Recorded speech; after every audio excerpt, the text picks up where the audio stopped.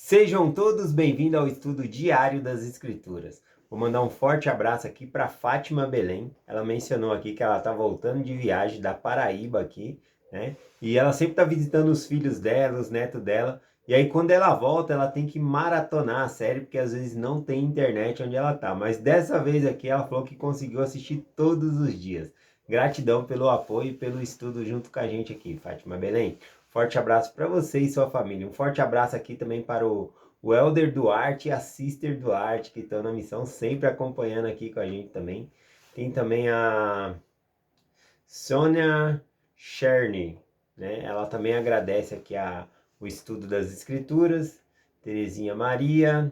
Tem também a Teresa Sanches, ela escreveu aqui que ela não comenta todos os dias, ou seja, escreve a mensagem aqui no YouTube. Tem muita gente que assiste pela TV, né? Porque coloca ali, tem televisão que tem a internet, aí já assiste ali, aí não dá para fazer comentário ou colocar um joinha, um like ali, tá bom? Eu sou grato pela companhia de todos vocês no estudo aqui. Então ela comenta aqui que ela não comenta todos os dias, mas ela assiste, né? Acompanha a mensagem diariamente. Gratidão, forte abraço para você, Teresa Sanches.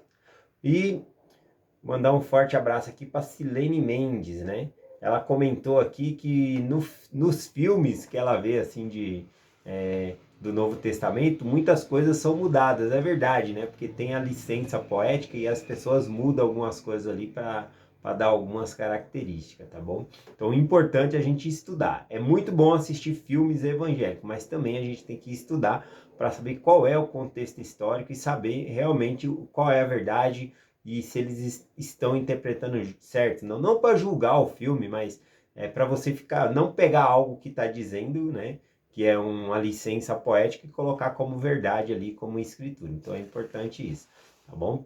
Vamos lá para a mensagem do Vem Segue-me hoje. Eu vou compartilhar com vocês aqui duas coisas importantes, né? Quem quiser receber essa mensagem aqui que eu compartilho mais completa, que às vezes eu faço anotações grandes e nem chego a compartilhar tudo aqui no YouTube. Me manda uma mensagem no WhatsApp que eu te mando diariamente a mensagem completa pelo WhatsApp. Aí você vai lá e cola nas escrituras, né? É muito útil para professores do seminário, professores da escola dominical, né? Vai ter as anotações aí, tá bom? Então é só pedir no WhatsApp. E a outra mensagem que eu tenho para compartilhar é que esse próximo domingo agora, né? Amanhã é domingo de jejum, tá bom? Na Zala. E aí também é domingo de treinamento no Coro de Elders. E eu queria aproveitar para falar para vocês que todo início de ano nós temos o privilégio de pedir uma bênção, tá bom? Essa bênção é chamada bênção de conforto, ou bênção de aconselhamento, ou bênção paterna, né? Que os pais dão ali nos filhos. Eu já dei a minha... Todo ano eu faço isso. Todo ano eu vou lá e dou uma bênção na minha esposa, na entrada do ano, e na minha filha. E aí, aí o que eu tenho que fazer? Eu tenho que pedir uma bênção para o sacerdócio, né? Vou pedir pro Vinícius dar a bênção em mim, eu dou a bênção nele e fica tudo certo. Mas quem não tem um portador do sacerdócio no lar, pode pedir para os seus ministradores, né? Amanhã na igreja, tá bom? É até uma sugestão aí, né? Não como regra, mas o coro de elders também eles fazem treinamento, né? Uma parte é aula, outra parte é treinamento. O treinamento poderia falar sobre bênção, tá bom? De dar bênçãos ali de entrada do ano, que é bênção de conforto, bênção de aconselhamento. Então tem pessoas que dá a bênção na família, mas não tem alguém para dar, então pede aí na igreja, ou peça para os ministradores ministrar a bênção para vocês, peça numa sala, né? É algo proveitoso para nós aí, então não dê. Inclusive tem gente que está passando por dificuldades e a bênção está aqui no manual geral da igreja. Eu até copiei aqui, o item 18.4. Fala que as pessoas, quando estão passando por certas aflições, devem pedir essa bênção de aconselhamento, tá bom? E que essa é uma bênção que não precisa de uma autorização do bispo, do presidente da estaca, ou até mesmo aí do presidente do coro. Não é necessário. Basta a pessoa desejar essa bênção e pedir a um portador do sacerdócio de Melquisedeque, tá bom? Então, dada a mensagem aqui, vamos lá para a mensagem de hoje que eu vou compartilhar com vocês, que se encontra aqui em Lucas capítulo 1, do versículo 67 ao versículo 80, tá bom? Esses versículos aqui, ele é um louvor de Zacarias, né? Para quem lembra da história, Zacarias, né? O anjo Gabriel aparece a Zacarias, ele duvida ali da palavra do anjo, de que ele vai ter um filho, e aí o anjo fala, você vai ficar mudo até que essas coisas aconteçam. E aí ele fica mudo.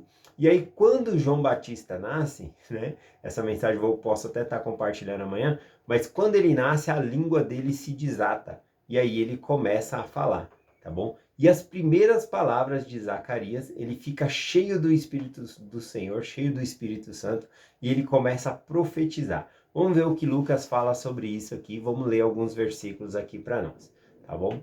Então, começando aqui no Lucas capítulo 1, versículo 67. Deixa eu abrir a minha escritura aqui, que eu não tinha aberto aqui. Vamos lá. Versículo 67, diz assim: E Zacarias, seu pai, foi cheio do Espírito Santo e profetizou, dizendo. Então podemos ver aqui que o Lucas, ele menciona que essa bênção, né, que ele vai dar aqui no filho dele, também ele vai estar profetizando. E ele vai estar falando tanto do Messias, né, de Jesus Cristo, como do próprio filho dele, ele vai falar também, que é João Batista, tá bom? Então vamos lá, o versículo 68 diz assim: Bendito o Senhor Deus de Israel, porque visitou e redimiu o seu povo. Esse hino, né, esse louvor aqui de Zacarias, ele existe em português, tá bom? Tem umas 5 versões aí, tá bom? Eu escolhi uma, eu vou ver se eu coloco aqui na descrição do vídeo, você clica e dá para ouvir aí qual é o louvor, né, que eu achei aqui de Zacarias no YouTube, tá bom? Então, o nome do louvor é Benedito, né? que é a primeira palavra aqui que diz no versículo 68. Bendito o Senhor Deus de Israel, porque visitou e redimiu o seu povo. Então, a primeira palavra aqui traduzida, né, que significa visitou, aqui no grego, né, ela é traduzida aqui como, deixa eu pegar, o significado é olhou para ele, tá bom? Então, a palavra visitou é olhar. Então, Deus, no sentido de olhou, é que ele visitou o seu povo, ou seja, ele olhou para o seu povo. E aqui a palavra redimiu, traduzida na frase, são 3 palavras gregas, que significa literalmente, trabalhou a redenção. Então, o próprio Deus, ele trabalhou pela nossa redenção. Esse é o significado. Versículo 69 diz: E nos levantou uma salvação poderosa na casa de Davi, seu servo. Essa parte aqui também, nos levantou uma salvação poderosa. Aqui no grego fala a palavra chifre, né? Porque no original e em hebraico, ele falava em hebraico, falou chifre. E a palavra chifre significa poderosa, né? Então cabe bem a tradução aqui, né? Mas a palavra chifre também denota força, tá bom? Remetendo ao Velho Testamento aí, tá bom? Então aqui Zacarias, ele vê um Salvador poderoso e libertador muito forte, né? Então ele está falando do próprio Messias, ele está profetizando aqui. O versículo 70 ele diz: Como falou pela boca de seus santos profetas desde o princípio do mundo. Então ele está falando de várias profecias que falava sobre a vinda do Messias, a vinda de um Salvador que iria salvar o mundo, tá bom? Salvar todas as pessoas. Então ele menciona nessa profecia dele aqui várias escrituras sobre isso. E o versículo 71 diz assim, que nos livraria de nossos inimigos e da mão de todos os que nos odeiam. Aqui, né, um judeu clássico, né, ao ouvir essas palavras aqui de Zacarias, podia facilmente interpretar que ao livrar dos inimigos aqui significaria os romanos, porque eles estavam sobre o jugo dos romanos aqui, tá bom? E é mais agindo por meio do Espírito aqui e falando da salvação que vem por meio do Messias, o Salvador que ele está falando aqui, então não é esse o sentido da profecia aqui, né, que ele está fazendo por meio do Espírito Santo. Então quem é o nosso inimigo? O nosso inimigo é a morte física e a morte espiritual, o pecado. E é desse mal, desse inimigo que realmente Deus ele vem nos salvar, que o Salvador vem pagar pelos nossos pecados e nos tirar, né? Vencer a morte física e a morte espiritual, tá bom? Então é o sentido mais literal aqui para nós, né? Mas qualquer judeu ouvindo essas palavras pensaria que estaria falando dos romanos, né? Deixa eu repetir aqui, ó, 71. Que nos livraria de nossos inimigos e da mão de todos os que nos odeiam, tá bom? Então, os que nos odeiam aqui, né, são as potestades das trevas, né? O inimigo, né? O Satanás e suas hostes nos odeiam aí. E Deus, ele nos livra, né, das garras do inferno aí. Versículo 72.